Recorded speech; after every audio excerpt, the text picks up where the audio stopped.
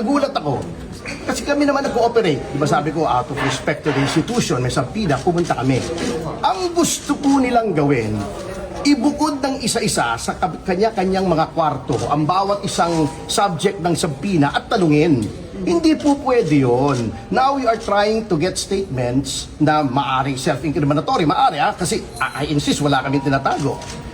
That papasok na yung right to remain silent dyan. Kasi, with respect to the Marines, ayoko naman pangunahan si Atty. Baligot.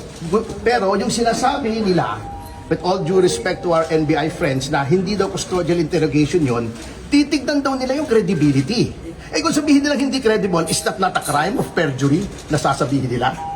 Di ba? Kaya very suspicious po ito and very alarming itong ginagawa nila. Na isasabina nila, i-interviewin nila isa-isa. Alam naman nila, isa lang ang abogado ng 18.